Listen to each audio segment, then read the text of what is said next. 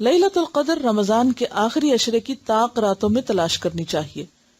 عن عائشہ رضی اللہ عنہا ان رسول اللہ صلی اللہ علیہ وسلم قال تحروا لیلۃ القدر فی الوتر من العشر الاواخر من رمضان، رواہ البخاری۔ حضرت عائشہ رضی اللہ عنہا سے روایت ہے کہ رسول اللہ صلی اللہ علیہ وسلم نے فرمایا رمضان کے آخری عشرے کی طاق راتوں میں لیلۃ القدر کی تلاش کرو۔ اسے بخاری نے روایت کیا ہے۔ تو اس سے کیا پتہ چلتا ہے کہ خاص طور پر طاق راتوں میں اہتمام کے ساتھ عبادت ہونی چاہیے اور صرف 27ویں پر ہی اکتفا نہیں کرنا چاہیے۔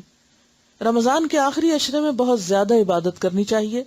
رمضان کے آخری عشرے میں اپنے اہل و عیال کو عبادت کے لیے خصوصی ترغیب دلانا مسنون ہے، یعنی صرف خود نہیں، بچوں کو، گھر والوں کو، اوروں کو بھی اس کی طرف توجہ دلائیں، جیسے میں آپ کو توجہ دلا رہی ہوں۔ عن عائشہ رضی اللہ عنہا قالت کان النبی صلی اللہ علیہ وسلم یجتہد فی العشر الاواخر ما لا یجتہد فی غیرہ، رواہ ابن ماجہ۔ حضرت عائشہ رضی اللہ عنہا فرماتی ہیں کہ رمضان کے آخری عشرے میں نبی اکرم صلی اللہ علیہ وسلم باقی دنوں کی نسبت عبادت میں زیادہ کوشش فرماتے۔ اگر لفظی ترجمہ دیکھیں تو زیادہ فورسفل ہے۔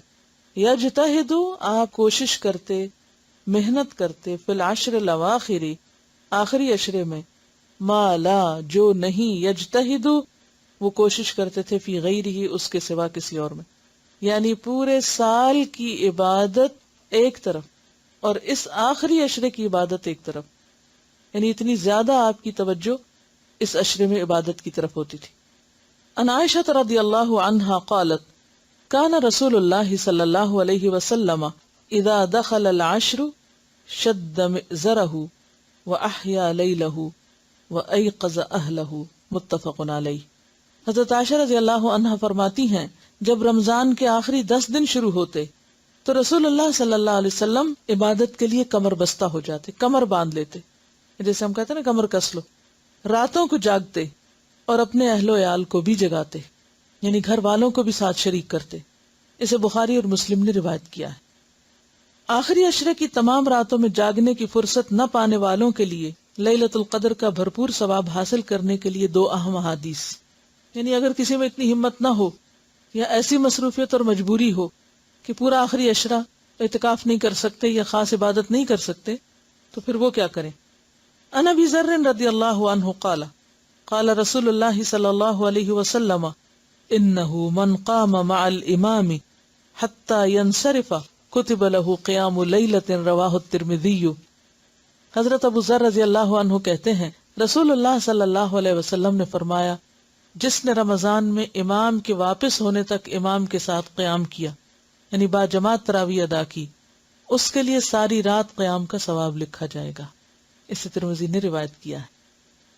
عن عثمان بن عفان رضی اللہ عنہ قال سمعت رسول اللہ صلی اللہ علیہ وسلم یقول من صلی العشاء فی جماعت فکأنما قام نصف اللیل ومن صلی الصبح فی جماعت فکأنما صلی اللیل کلہ، رواہ مسلم۔